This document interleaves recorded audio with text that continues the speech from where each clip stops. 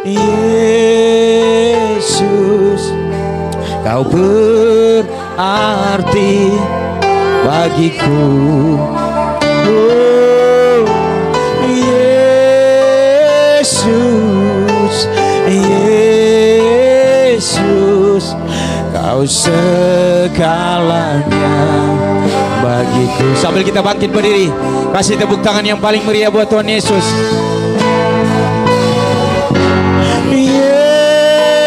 Yesus, Yesus, Kau berarti bagiku. Kami undang Bapak Pendeta Pradipta.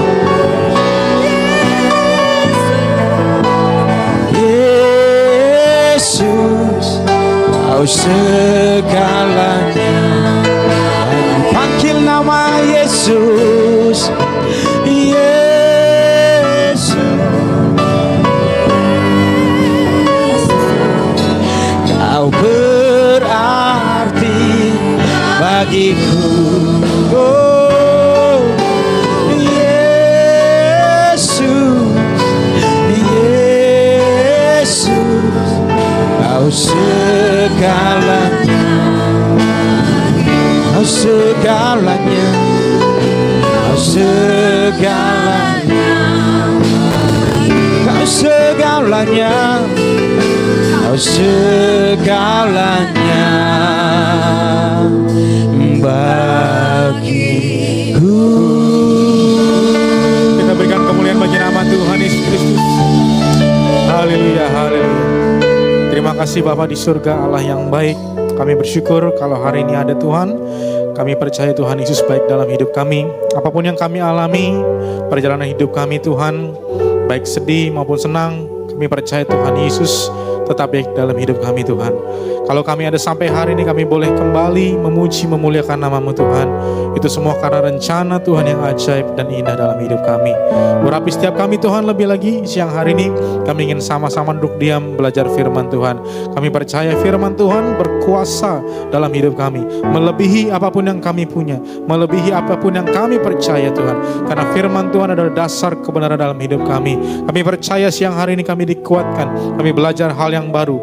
Oleh karena itu Tuhan, urapilah setiap kami, buka mata hati kami, rohani kami, supaya kami boleh melihat sungguh-sungguh berkat di dalam firman-Mu Tuhan. Dan kami percaya kami pulang pasti bawa sukacita, damai sejahtera dalam nama Tuhan Yesus. Terima kasih Bapa, kami siap untuk sama-sama sambut firman Tuhan dalam nama Tuhan Yesus Kristus. Mari setiap kita yang siap diikuti dengan firman Tuhan, sama-sama dengan iman kita katakan amin. Kita berikan kemuliaan bagi nama Tuhan Yesus Kristus. Silakan duduk kembali saudara semua. Puji nama Tuhan saudara. Selamat siang, shalom. Dengan lebih semangat lagi, shalom. Gimana kabarnya saudara? Luar biasa, sehat-sehat. Saya boleh melihat tangan-tangan yang diberkati. Kita kasih kemuliaan sekali lagi bagi nama Tuhan Yesus Kristus. Boleh kasih salam saudara kiri, kanan, depan, belakang. Jumpai beberapa orang di sekitarmu. Bilang selamat hari Minggu. Tuhan Yesus sayang sama saudara. Amin. Ya, kalau sudah kita akan langsung belajar firman Tuhan. Hari ini kita akan belajar tentang yang namanya discipleship atau pemuritan. Saya kasih tema, saya kasih judul hari ini yaitu The Principle of Discipleship. Ya, The Principle of Discipleship. Nah, saudara, ini adalah tema yang akan saya bawakan beberapa minggu ke depan. Jadi Tuhan taruh di hati saya bagaimana kita harus belajar tentang yang namanya pemuritan. Karena ini adalah satu yang penting saudara, satu yang krusial dalam kekristenan. Banyak orang mungkin menyepelekan namanya pemuritan. Ya, ketika kita bicara murid, kita bicara yang namanya pengajaran, orang Kristen cenderung lebih, wah saya mau yang enak-enak aja Pak, saya mau yang gampang-gampang saja. Nah, tapi kalau kita belajar discipleship, nanti kita akan melihat bahwa ini adalah isi hati Tuhan. Amin. Ini adalah kerinduan Tuhan. Bahwa ini adalah bisa dikatakan goals orang Kristen setelah saudara dan saya terima yang namanya keselamatan. Amin. Nanti kita akan belajar saudara gampang-gampang saja. Saudara asumsikan, saudara ilustrasikan seperti saudara pernah menjadi seorang murid. Betul ya? Itu gampang kok prinsipnya. Betul ya? Saya pengen tanya dulu, saudara di sini dulu pernah ya dari TK, SD, SMP, SMA pernah semua? Ya, sampai kuliah ya. Amin. Amin saudara ya. Benar nih pernah jadi murid? Pernah ya. Oke. Nah, saudara bayangkan ketika saudara waktu itu jadi murid sekolah, nah kita akan praktekkan prinsip yang sama untuk di dalam kehidupan kekristenan. Amin. Ya. Nah, sama-sama kita buka ayat dulu saudara dalam Matius pasal yang ke-28. Ayat yang ke-19 sampai yang ke-20. Ya, ini dasar firman Tuhan ya. Matius 28 ayat yang ke-19 sampai 20. Yuk yang bawa Alkitab saya encourage kita buka saudara, jangan cuma lihat ke depan. Yuk yang bawa Alkitab juga boleh ya, mereknya Samsung, iPhone terserah saudara ya. Kita baca bersama saudara. Matius 28 ayat yang ke-19 sampai 20. 3, 2, 1. Karena itu pergilah, jadikanlah muridku dan baptislah mereka dalam nama Bapa dan Anak dan Roh Kudus dan ajarlah mereka melakukan segala sesuatu yang telah kuperintahkan kepadamu dan ketahuilah aku menyertai kamu senantiasa sampai kepada akhir zaman. Amin. Saudara kalau tahu ini adalah amanat agung atau the Great Commission, pesan Tuhan terakhir sebelum Tuhan Yesus naik ke surga. Kalau saudara bisa melihat spirit dari ayat ini, kalau saudara bisa melihat desire Tuhan dari ayat ini adalah kita yang influencing, kita yang menjadi impact. Amin. Bukan kita yang terinfluence atau kita yang terdampak dari dunia. Prinsipnya satu saudara, ketika saudara jadi orang Kristen dan saudara masuk ke dalam yang namanya fase pemuritan, maka saudara itu sedang dibawa Tuhan kepada yang namanya next level. Amin. Saudara sedang dibawa Tuhan kepada level yang lebih dalam, level yang lebih serius. Bukan hanya sekedar orang Kristen yang hanya bolak-balik tiap hari Minggu ke gereja, bukan hanya orang Kristen yang cari Tuhan kalau lagi butuh mujizat, saudara. Bukan hanya orang Kristen yang cari Tuhan kalau lagi butuh pekerjaan misalnya, atau lagi butuh duit. Tetapi saudara itu masuk ke dalam satu level di mana saudara akan dipakai Tuhan lebih dahsyat lagi. Amin. That's why saudara dimuridkan, saudara dipersiapkan, saudara diajar, saudara dididik oleh Tuhan. Itu tujuan utamanya saudara. Makanya kerinduan Tuhan adalah jadikanlah apa saudara? Semua bangsa apa? Muridku. Amin. Bukan muridnya pendeta, bukan muridnya orang-orang, tapi murid siapa? Tuhan Yesus. Dan kita disuruh mengajar mereka melakukan segala sesuatu yang telah kuperintahkan kepadamu. Pak, saya kan bukan guru Pak, saya bukan dosen. Ini bukan bicara tentang profesi, bukan bicara tentang jabatan, tapi ini bicara bagaimana kita menjadi influence. Amin. Menjadi dampak. Dikatakan ajarlah mereka melakukan apa saudara? Segala sesuatu. Makanya prinsip kekristenan gak boleh kebalik. Kalau kebalik, kita yang diajarin mereka segala sesuatu. Ya. Prinsip kekristenan adalah kita yang mengajarkan mereka. Jangan apa saudara? Jangan kebalik. Ya, makanya orang Kristen harus jadi dampak. Contoh gampangnya begini. Saudara kalau ke gereja ngomongnya rohani sekali. Ya, suci, kudus, rohani loh pokoknya ya. Tapi ketika saudara balik ke rumah, tetanggamu itu biasanya suka ngomong kebun binatang misalnya saudara ya. Ngomong semut segala macam gitu ya. Nah, saudara nggak sadar hari ke hari, saudara justru terpengaruh. Saudara ikut-ikutan mereka. Itu bukan kekristenan. Kalau kekristenan itu begini, kita yang jadi pengaruh buat dunia. Amin. Ini lemes banget saudara. Udah mau tanggal tua atau gimana nih? Amin. Amin. Ya, itu prinsip murid yang gitu. Ya, ini penting saudara. Karena kalau saudara tidak kuat dalam pemuritan, saudara akan gampang diombang-ambingkan oleh berbagai rupa pengajaran di akhir zaman ini. Ujung-ujungnya apa? Saudara yang ikut-ikutan dengan dunia. Betul ya? Betul ya? Bukan dunia yang ikut sama kita. Ya. Jadi kita akan belajar bagaimana supaya kita bisa menjadi dampak, teladan, impact bagi dunia ini. Nah, kalau kita bicara discipleship, saudara, karena waktunya terbatas, saya akan bagi beberapa topik khotbah, ya. Yang pertama itu nanti kita akan belajar tentang being a disciples, menjadi murid. Karena ini sesuatu yang harus saudara perhatikan baik-baik. Bagaimana sikap hati kita menjadi murid, bagaimana keputusan kita untuk menjadi murid, ya. Yang kedua adalah cost of discipleship, yaitu ternyata Tuhan juga suruh kita menghitung yang namanya biaya, ya. Karena jadi murid gak gampang, ada biayanya, betul ya? Dan yang terakhir nanti kita akan belajar the fruits atau buah atau dampak ketika kita terjun dalam pemuridan. Apa yang orang lain akan rasakan dari kehidupan kita. The fruit of disciples. Amin saudara? Ya. Nah, kita belajar saudara dari Matius 28 tadi ketika Tuhan bilang jadikanlah semua bangsa apa saudara? Muridku. Nah, saudara kita belajar sedikit. Apa sih arti kata murid yang ditulis dalam Matius 28 tadi? Nah, arti kata murid dalam Matius 28 itu dari kata asli yaitu matetes. Bilang dengan saya bareng-bareng saudara, matetes. Ya, apa arti kata matetes? Itu adalah the one who engage in learning through instruction from another. Itu arti kata matetes. Ya, jadi kita punya komitmen. Sama-sama bilang dengan saya saudara, komitmen. Ya, komitmen untuk kita belajar terus di dalam sebuah proses yang tidak akan pernah ada habisnya. Amin.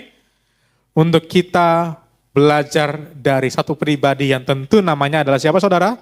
Tuhan Yesus. Itu namanya matetes. Jadi Kristennya bukan Kristen gampangan. Kalau Kristen gampangan begini saudara. Saudara ke gereja, saudara doa, gak dijawab Tuhan, besok gak ke gereja lagi. Itu bukan matetes, betul ya? Itu bukan matetes. Kalau matetes itu adalah proses learning yang terus menerus. Dia punya komitmen, dia punya sebuah engagement. Makanya itu penting kita mengerti, murid itu tidak akan gampang menyerah. Murid itu keinginannya satu, cuman mau belajar sampai mereka bisa ngerti dan sama seperti Yesus. Amin. Nah, kata matetes ini kalau di dalam bahasa Latinnya itu ternyata menggunakan kata discipulus, ya. Makanya dari sini muncul kata disciple, betul ya? Bahkan kata sifatnya yaitu apa saudara? Disiplin. Disciple, disiplin. Dari kata discipulus. Diterjemahkan dalam bahasa Inggris itu ternyata terjemahannya adalah student. Student. Nah, siapa di sini yang masih jadi student? Ada saudara? Ada mahasiswa? Ada? Wah, puji nama Tuhan. Ya, atau yang pernah jadi student pernah? Pernah ya semuanya ya? Ini habis diem semua nih, ya. Udah pusing soalnya akhir bulan, ya. Student. Nah, student adalah begini artinya. Orang yang berusaha semaksimal mungkin untuk mengerti sesuatu. Makanya bahasanya a learner, a student. Ya. Nah, saudara kalau mengerti konsep ini, coba saudara refresh kepada pengalaman kuliahmu, kepada pengalaman sekolahmu. Saudara kira-kira dulu waktu sekolah, sungguh-sungguh atau masih main-main kira-kira? Gimana saudara? Waktu saudara kuliah gimana? Sungguh-sungguh atau main-main? Halo? Nah, banyak kita yang masih main-main. Kenapa? Karena kita nggak ngerti arti kata student. Student adalah orang yang berusaha semaksimal mungkin ya untuk mengerti sesuatu. Dan itu menggunakan kata disiplin juga. Jadi dia harus disiplin belajar, disiplin bagi waktu. Betul ya? Betul saudara ya? Itu karakteristik dari seorang murid. Itu yang benar. Menggunakan kata disiplin. Saya masih ingat dulu saudara, saya ketika SMA, kebetulan di Bogor saudara ya, di Regina Pacis. Itu kalau sekolahnya bilang masuk jam 7, jam 7:05, itu pintu sudah ditutup saudara. Jangan kan 7:05, 7:01, betul ya? Kalau sekolah harus pakai sepatu warna apa saudara? Warna ungu. Warna apa? Hitam, betul ya? Kalau ada yang nggak hitam aja, langsung dicopot. Apa? Dicopot.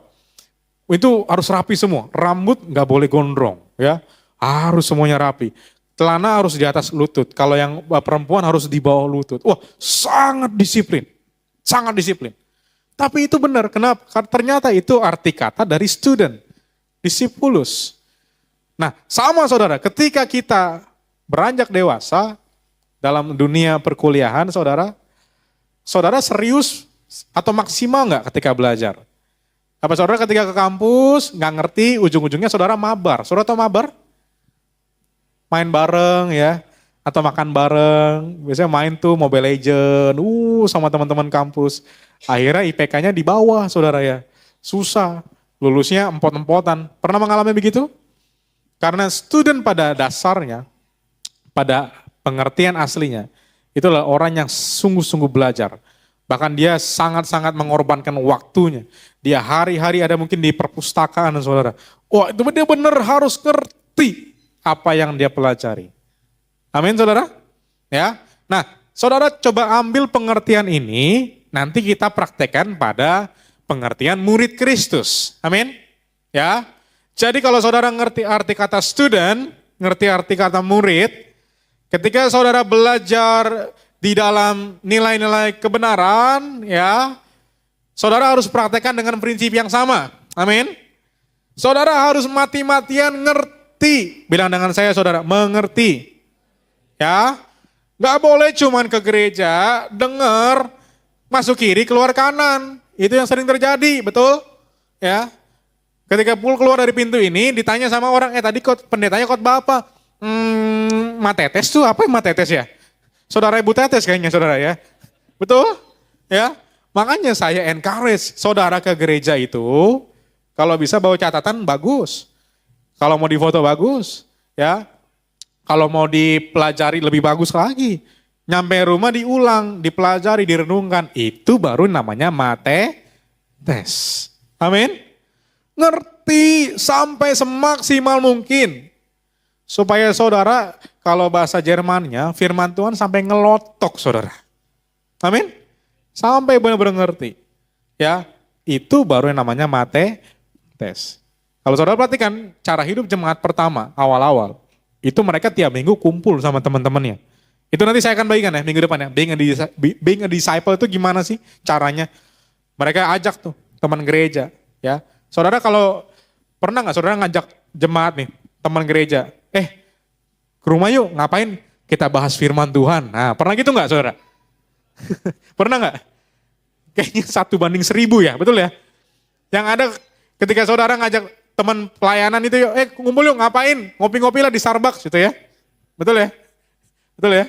Nah saudara ngopi-ngopi boleh, olahraga boleh gitu ya. Saya kadang juga suka ajak main gitu ya. Ayo main apa yuk, olahraga segala macam.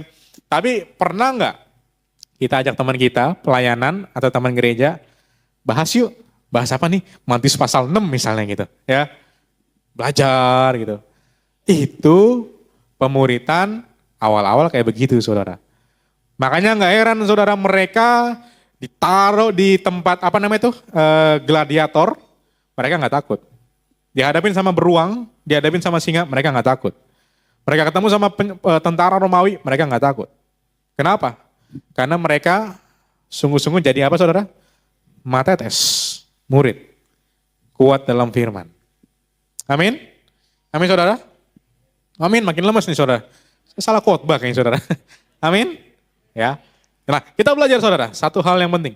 Mengapa kita perlu dimuridkan? Simpelnya seperti ini. Agar kita mengerti dan bisa hidup di dalam prinsip dan nilai kebenaran. Coba kita baca ayatnya saudara. Dalam Amsal 2 ayat 6 sampai yang ke-9. Kita baca bersama saudara. 3, 2, 1.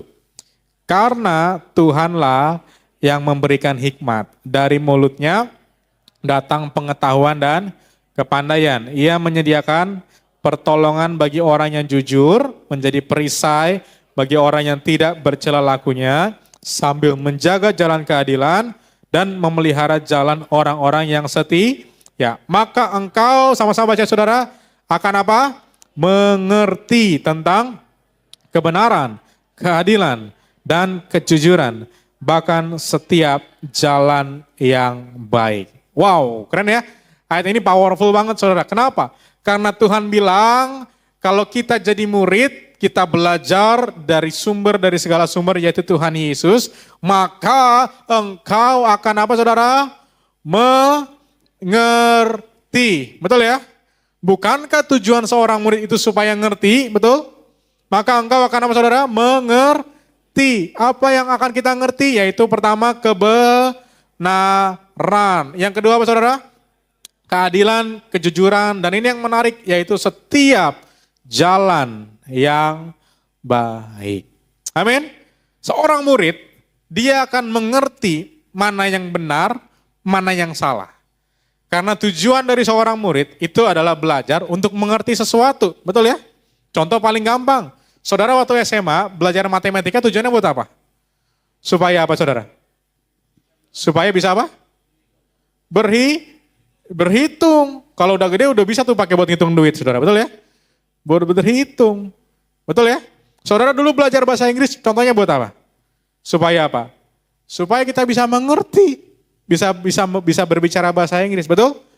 Tujuan murid cuma satu, supaya dia bisa mengerti dan mempraktekkan apa yang mereka pelajari. Nah, ketika kita di dalam pemuridan Kristus, ingat baik-baik, yang Tuhan mau targetkan supaya kita mengerti yaitu nilai kebenaran. Amin? Contoh gampangnya seperti ini. Coba kita contoh ambil satu saudara. Apa contoh nilai kebenaran yang bisa kita ambil dari firman Tuhan? Contoh apa saudara? Contoh apa? Contoh gampangnya, hormatilah apa? Apa? Orang tuamu, betul ya? Itu nilai kebenaran. Amin.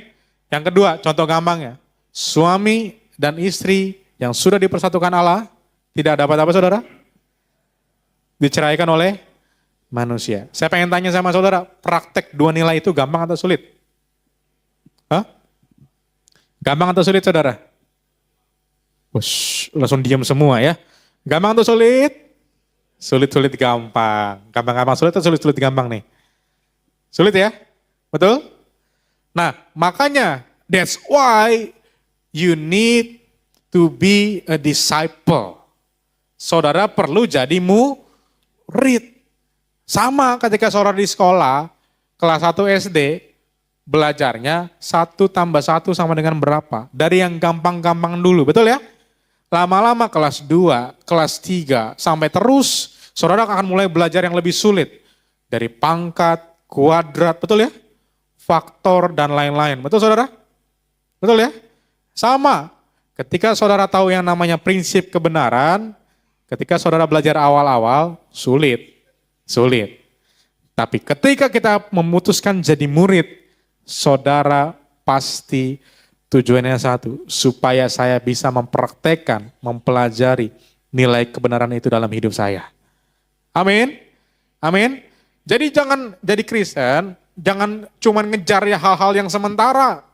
Ya, banyak orang Kristen ngejarnya yang sementara. Contohnya apa? Kesembuhan, ya, terobosan misalnya ekonomi dan lain-lain, itu sementara. Tapi yang kekal adalah nilai-nilai kebenaran. Amin. Dan yang menarik Alkitab katakan apa saudara? Bukan hanya kebenaran yang bisa kita terima, tapi setiap jalan yang baik. Amin. Wah ini keren banget, setiap jalan yang baik. Karena dalam hidup ini saudara banyak sekali pilihan jalan. Ketika saudara dari Bogor mau ke Jakarta, saudara akan banyak sekali pilihan jalan, betul ya? Saudara bisa naik lewat tol, bisa lewat kereta, bisa naik bus, bisa naik apapun, bisa lewat jalan ini, jalan itu, betul ya? Dan sama ketika saudara dalam kehidupan ini, saudara akan diperhadapkan dengan berbagai pilihan jalan. Kalau kita jadi murid, kita tahu mana yang benar, mana yang salah. Amin? Ya, ketika saudara melamar pekerjaan misalnya, saudara kirim CV ke company A, B, C, D, E, kita akan bingung, mana Tuhan jalan yang baik. Kalau kita jadi murid, kita akan belajar, kita ngerti apa yang menjadi rencana Tuhan. Amin saudara? Ya, ketika saudara mulai memilih yang namanya pasangan hidup. Siapa di sini yang masih jomblo? Ada saudara masih jomblo? Hah? Nggak ada nih? Atau nggak ada yang ngaku? Ada? Yang masih mencari pasangan hidup ada? Ada? Wah, yang katakan malu-malu ya. Ketika saudara milih pasangan hidup, Tuhan dari 10 cowok nih Tuhan ya. Yang mana gitu ya. Yang satu mirip Lee Min Ho misalnya. Yang dua mirip Kim Jong Un. Yang tiga misalnya mirip dengan pendeta yang di depan saudara gitu ya. Yang paling ganteng yang mana misalnya gitu saudara gitu ya. Yang mana? Wah sudah. Ketawanya melecehkan saudara. Ya. Nah, kita akan diperhadapkan dengan berbagai macam pilihan. Kayak Google Maps, banyak banget pilihannya. Makanya inilah pentingnya kita jadi murid, kita itu belajar mengerti dari sumber segala sumber. Bisa dibilang dari guru segala guru. Dari nabi segala nabi. Raja segala raja. Master segala master. Karena dikatakan dari mulutnya datang apa saudara? Pengetahuan dan juga kepandaian. Jadi yang ada di dunia ini saudara semuanya bersumber dari Tuhan Yesus. Amin. Inilah jadi murid saudara. Kita akan tahu mana jalan yang baru. Setiap langkah kita ditentukan oleh Tuhan. Ada lagunya saudara ya. Tiap langkahku apa? Ku tahu pimpin. Terus apa saudara?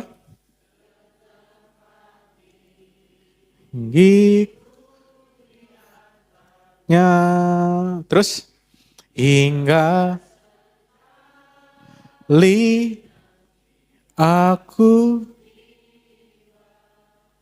di rumah yang wow, keren saudara ya. Tiap langkah kita itu ditentukan, dituntun oleh Tuhan. Itu murid, itu matetes. Dia belajar, dia mengerti saudara. Setiap kebenaran firman Tuhan. Nah saya kasih satu bukti saudara untuk saudara. Kenapa Tuhan itu disebut sebagai sumber dari segala pengetahuan. Ya, boleh di next? Oke. Nah ini saudara, kalau kita bicara pengetahuan itu bicara tentang science, betul ya? Nah ini saya ambil satu contoh, Harvard University. Ini didirikan oleh yang namanya John Harvard, saudara. Ya, dan ternyata dia adalah seorang pendeta. Dan dia adalah awalnya didirikan untuk sekolah teologi. Saudara tahu Harvard University ya? Yang dekatnya Ciampea ke sana dikit tuh. Tahu ya? Kemudian ada Oxford University dan juga Cambridge University. Tahu ya? Dekat Tasikmalaya sana ya. Nah ini sekolah yang didirikan untuk pemuritan gereja. Ya, di Inggris. Saudara bisa bayangin. Dan semua university ini sampai sekarang masih menjadi top 5 bahkan di dunia saudara. Ya, sumber bisa dibilang nih kalau mau cari top science gitu ya, sumber yang paling top di dunia itu dimulai dari hikmat Tuhan. Dari pemahaman tentang Tuhan. Ya. Jadi saudara bisa melihat ya, semua cabang ilmu pengetahuan di dunia ini itu dimulai dari pengetahuan tentang Kristus. Makanya ketika di Taman Eden saudara diciptakanlah 2 pohon. Yang pertama pohon apa? Pohon mangga. Pohon apa saudara? Pohon pengetahuan. Yang kedua pohon? Wis lali. Pohon kehidupan. Betul ya? Nah itu dua-duanya saudara. Gambaran bagaimana Tuhan adalah sumber dari segala kehidupan dan juga pengetahuan. Amin. Amin. Makanya Tuhan paling benci orang yang sombong. Yang merasa paling bisa, paling pinter, yang paling tahu. Ya dia nggak tahu sebenarnya Tuhan adalah God omniscience bahkan sebutannya. Itu ya. Omniscience artinya apa saudara? Maha apa? Udahlah kita pulang aja yuk. Maha apa saudara? Maha tahu. Ingat ya, ada omniscience, omnipresence, sama. Yaudah kita lanjut aja saudara, nanti makin lama. Ya, omniscience, Tuhan yang maha tahu. Amin. Nah, saya akan tutup dengan 2 poin ini saudara. Prinsip-prinsip penting dalam pemuridan. Yang pertama adalah tujuan murid adalah untuk menjadi sama dengan yang diikuti. Bahasa Inggrisnya adalah to imitate imitate Christ. Ya, kalau saudara ada waktu, saudara cari buku rohani, judulnya Imitation of Jesus Christ, itu bagus. Ya, bagaimana sebenarnya goals dari kekristenan adalah menjadi sama, menjadi serupa dengan Kristus. Amin. Makanya saudara jangan jadi Kristen yang cuma ngejar mujizat, cuma ngejar berkat. Ngapain? Sayang. Tapi jadilah orang Kristen yang saudara kejar adalah menjadi sama ya dengan Kristus. Dan this is the blessing from Christianity, saudara. Karena kalau saudara cek di dalam pengajaran agama lain, nggak ada istilahnya kita dibuat jadi sama dengan yang kita sembah. Cuman kekristenan yang ada, saudara. Dan Tuhan mempersilahkan itu, saudara. Kita dibuat untuk menjadi to be same, similar bahasanya. Menjadi seperti Kristus. Amin. Dan ini adalah berkat yang paling besar, saya katakan, untuk kekristenan. Gak ada di tempat lain, saudara, yang kita diberikan privilege untuk jadi sama dengan Kristus. Ya, nah coba kita baca ayatnya dalam 1 Korintus 11 ayat yang ke-1. Dikatakan demikian, kita baca bersama 3, 2, 1. Jadilah pengikutku sama seperti aku juga. Menjadi apa, saudara? Pengikut Kristus. Kata pengikut di sini menggunakan kata mimites, ya. Ini dari kata mimites ini makanya muncul kata mimik. Artinya apa? Saudara bermimik, punya satu keserupaan. Seperti saudara ngaca di toilet, sama tuh, ya, serupa. Jadi pengikut itu tujuannya adalah menjadi sama dengan yang diikuti. Amin. That's why, saudara, whom you follow, it's very, very important decision in your life. Amin. Sekali lagi, saudara, whom you follow, siapa yang saudara ikuti, itu akan menjadikan kehidupanmu seperti yang saudara ikutin. Ya, concern saya anak-anak muda lebih suka ngikutin BTS, betul nggak sih? Dibanding ngikutin Kristus. Ya, hati-hati, hati-hati. Saudara nanti tiba-tiba jadi jongkok. Ya, betul nama jongkok ya? Saya pengen bilang sama saudara, yang mati di kayu salib itu Tuhan Yesus, bukan jongkok ya. Dia nggak mati buat saudara. Banyak orang anak-anak muda pengennya, aduh gue pengen ikut di BTS deh supaya gue nanti bisa mirip kayak begitu. Hati-hati, hati-hati. Whom you follow, itu akan sangat berpengaruh dalam kehidupan kita. Makanya tujuan utama kepemuritan adalah menjadi sama seperti apa yang diikuti. Ya, saya pernah lihat saudara satu film, kalau nggak salah judul filmnya adalah Karate Kid. Pernah nonton, saudara? Ya, pernah ya? Wah, puji Tuhan, saudara punya TV semua berarti ini. Punya ya? Nah, itu kalau nggak salah, anak kecil, dia nggak pernah bisa jadi seorang karate gitu ya. Kemudian diajar oleh, saya lupa nama pemerannya siapa tuh ya? Hah? Oh, Jackie Chan ya? Iya. Dia mau diajarin segala macam, tiba-tiba dia jadi jago, betul ya? Nah, sama, saudara. Tujuan kita belajar, tujuan kita dimuridkan adalah supaya sama skillnya seperti pelatihnya, betul ya? Betul ya? Betul ya? Saya dulu waktu SMA, saya ikut ekskul basket, saudara. Ya, gini-gini saya mantan anak basket, saudara. Dan ketawa gitu dong, saudara ya. Nah, ketika kita latihan, yang biasanya kita lihat itu adalah, kita lihat pelatih kita. Dia jago banget ya. Dia kalau nge-shoot bisa begitu, kalau dribble bisa begitu. Jadi kita dilatih untuk sama skillnya. Bahkan pelatih kita itu bahkan bisa bilang begini, kamu harus lebih jago nanti dari saya. Betul ya? Betul ya? Jadi setiap aspek di dunia ini, saudara itu ketika saudara mengikuti seseorang, itu tujuannya untuk supaya saudara bisa menggantikan atau menjadi lebih jago daripada orang itu. Betul ya? Either saudara di kantor, either saudara di kampus, saudara mungkin les apapun, jadi musik, kemudian dance dan lain-lain, supaya kita bisa terlatih dan menjadi lebih dari yang melatih kita. Amin? Sama, ketika kita menjadi murid Kristus, tujuannya adalah supaya kita bisa melihat dan mengikuti cara hidup Kristus. Kenapa pengikut ini digunakan konteksnya? Karena pada zaman dulu, cara pemuritannya itu sangat konvensional. Kalau sekarang, yang namanya murid sama guru, belajarnya bisa pakai jarak jauh. Betul, saudara ya? ya, pakai Zoom, pakai apa. Tapi kalau dulu zaman Tuhan Yesus, itu yang namanya murid, itu dia ngikutin gurunya. Makanya saudara ketika Tuhan Yesus panggil, berapa jumlahnya saudara murid Tuhan Yesus pertama kali? Berapa? Ya ampun, gini aja salah nanti nih. Berapa jawabannya? 12. Saya nggak sebutin namanya deh. 12, betul ya? Itu kerjaannya tiap hari ngintilin Tuhan Yesus. Dia belajar. Dia belajar. Makanya isi Injil saudara kalau lihat, isinya banyak perumpamaan. Parables, betul ya? Itu isi pemuritannya Tuhan. Diajarin semua, diajarin supaya kita belajar. Dan yang lebih penting, bukan hanya tentang kebenaran, tetapi cara hidup Yesus. Cara prakteknya gimana sih? Ketika Tuhan berdoa, apa yang diperhatikan, itu yang kita ikutin. Ketika Tuhan menyembah, apa yang bisa kita ikutin. Ketika Tuhan berpuasa, gimana caranya. Itu murid yang ngikutin. Amin?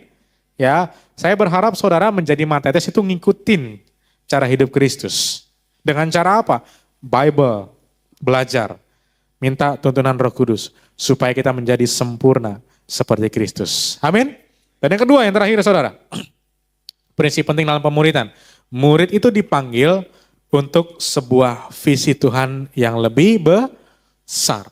So discipleship will always prepare us for a greater and greater purpose. Amin.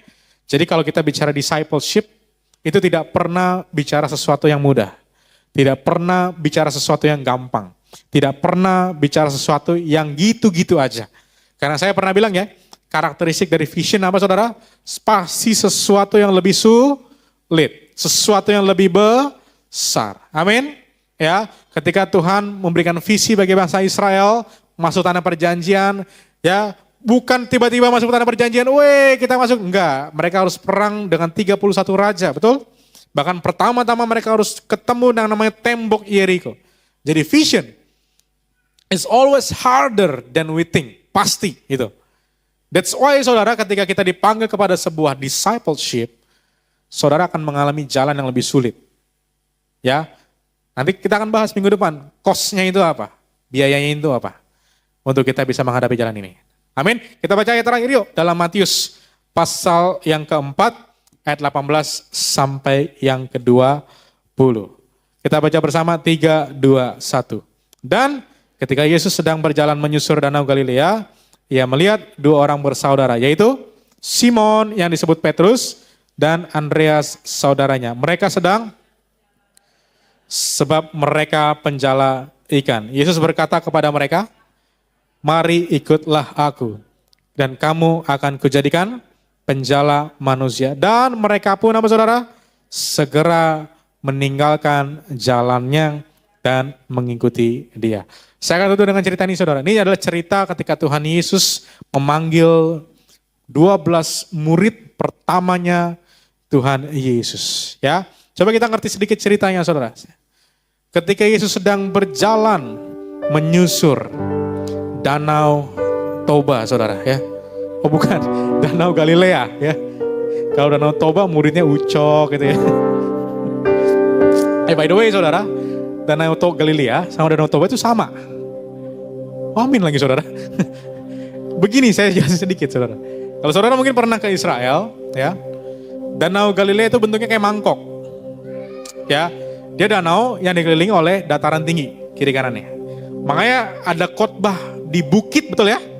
Bukit Sabda Bahagia, itu bukit persis kayak Danau Toba. Pinggirannya bukit. Makanya gak heran di Alkitab banyak cerita tentang badai di Danau Galilea. Itu bukan cerita dibuat-buat. Memang sering terjadi badai. Karena ketika angin masuk ke situ, dia ke-trap. Dia gak bisa keluar, ujung-ujungnya muter jadi badai. Itu Danau Galilea. Sama persis kayak Danau Toba, saudara. Nah, singkat cerita, saudara, ketika Tuhan Yesus menyusur Danau Galilea, atau Danau Tiberias, sama aja ya, dia melihat dua orang bersaudara, yaitu Simon, yang disebut Petrus, dan saudaranya siapa? Andreas. Jadi ini Petrus ya, Simon Petrus dan Andreas. Mereka sedang menebarkan jala di danau, sebab mereka adalah penjala ikan. Nah, Petrus sama Andreas ini kerjaannya nelayan. Tiap hari mereka jala ikan. Ya, tiba-tiba saudara, tanpa babi bu nih saudara ya, tanpa ada introduction, Yesus berkata kepada mereka, marilah ikut aku. Betul ya? Tuhan Yesus pakai kata ikut, betul ya? Betul ya? Marilah ikut aku. Tuhan nggak bilang begini, ayo Petrus, Andreas, diskusi dulu bentar yuk. Nah, nggak pakai gitu, langsung mari ikut. Artinya ini ajakan untuk follow, betul ya? Karena ikut itu artinya follow. Kalau di Instagram tuh kan pencetakan tuh tombol ikuti, betul ya? Tombol follow. Ayo ikut aku. Kamu akan kujadikan apa saudara? Penjala manusia. Saya pengen saudara berandai-andai sebentar. Coba andaikan saudara jadi Petrus, jadi Andreas. Kira-kira ketika diajak sama Tuhan Yesus, yuk ikut yuk jadi penjala manusia. Saudara mau atau enggak? Mau atau enggak? Hah? Mau atau enggak? Rohani banget jawabannya, mau. Mau atau enggak? Jujur, kalau kita jadi manusia biasa, kita pasti jawab enggak. Kenapa? Alasannya gampang. Karena penjala ikan menghasilkan duit. Ya, kalau penjala manusia, emang bisa ngasilin duit? Emang ada manusia asam manis gitu? Nggak ada kan? Ya. By the way, ini ikannya adalah ikan Petrus. Kalau saudara tahu ikan Petrus, itu sebenarnya ikan nila, saudara. Ya. Jadi saudara kalau mau merasakan ikan di Danau Galilea, goreng aja ikan nila di rumah, sama rasanya. Ini beneran, saudara. Beneran. Cuman agak gede-gede dikit ikan nilanya ya. Nah, jadi Petrus itu tiba-tiba di challenge to leave their comfort zone gitu loh. Udah enak-enak nih tiap hari jala ikan dapat duit, jala ikan dapat duit gitu ya. Tiba-tiba disuruh jala manusia. Logikanya sih nggak mungkin dijawab sama Petrus, iya. Betul ya? Tapi kenapa respon Petrus demikian? Dan ini dicatat di Alkitab. Lalu mereka pun segera apa saudara? Meninggalkan jalannya dan mengikuti dia. Nah, saudara ada terjemahan yang menarik di ayat ini. Kata meninggalkan jalan dan mengikuti dia, ya, itu posisi Tuhan Yesus bukan begini. Misalnya saya jadi Tuhan Yesus, saudara jadi Petrus. Saya panggil dari jauh nih. Itu kan danau di situ ya. Saya panggil dari jauh. Petrus, Andreas, ayo ikut aku. Tinggalkan jalanmu. Kamu akan jadi penjala manusia. Dan kemudian Petrus sama Yesus datang. Ya. Itu bayangan yang pertama. Tapi yang terjemahan aslinya, bayangannya seperti ini saudara. Ketika kalimat terakhir itu disebutkan, itu posisi Tuhan seperti ini. Ketika dia panggil Petrus mau jadi penjala manusia, mari ikutlah aku. Di detik Tuhan Yesus bilang mari ikutlah aku, Tuhan sudah jalan. Begini, set, set, set.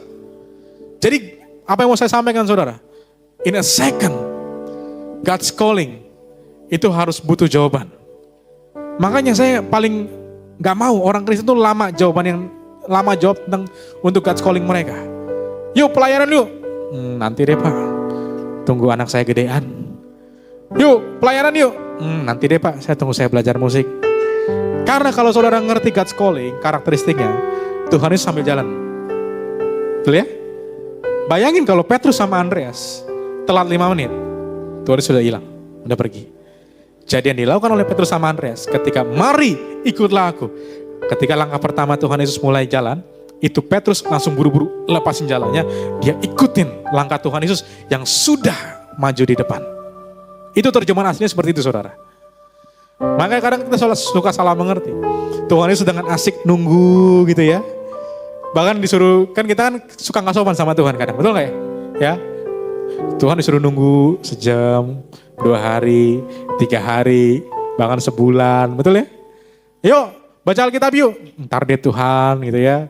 Yuk, pelayanan yuk, nanti deh Tuhan. Bukan gitu. God's calling itu akan terus maju. Kalau saudara gak ambil, hilang kesempatan jadi murid.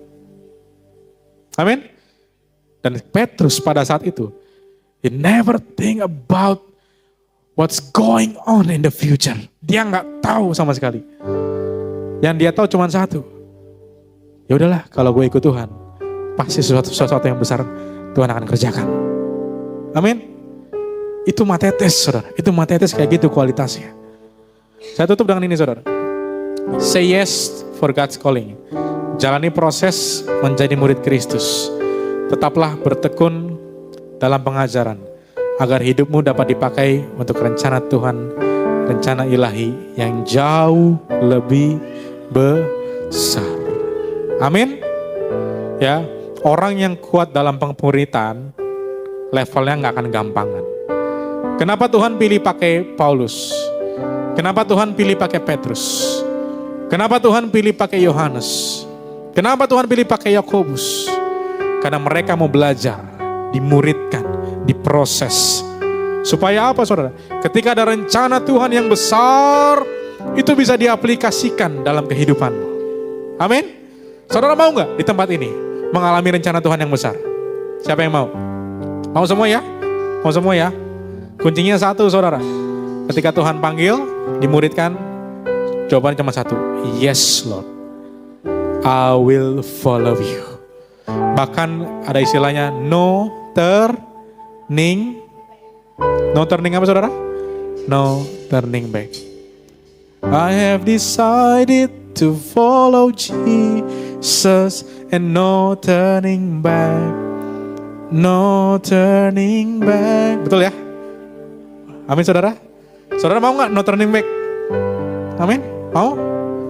Saya doa sama saudara, kita dimuridkan sungguh-sungguh menjadi murid Kristen yang gak gampangan, yang mengerti firman Tuhan dan dipakai untuk kemuliaan Tuhan. Rencana Tuhan yang besar digenapi dalam kehidupan kita. Kita berikan kemuliaan yang terbaik bagi nama Tuhan Yesus Kristus. Tutup Alkitab saudara, sama-sama kita bangkit berdiri saudara. Datang sama Tuhan sejenak saudara, siang hari ini. Bagaikan bejana siap dibantu, demikian hidupku di tanganmu. Dengan urapan kuasa Rohmu, ku dibaharui selalu. Jadikanku Allah dalam-Mu. Amin Yesus. Demikian hidupku di tangan-Mu. Turut kehendak-Mu Tuhan, kehendak-Mu. Pakailah sesuai. Angkat tangan saudara siang hari ini, katakan ku mau seperti-Mu.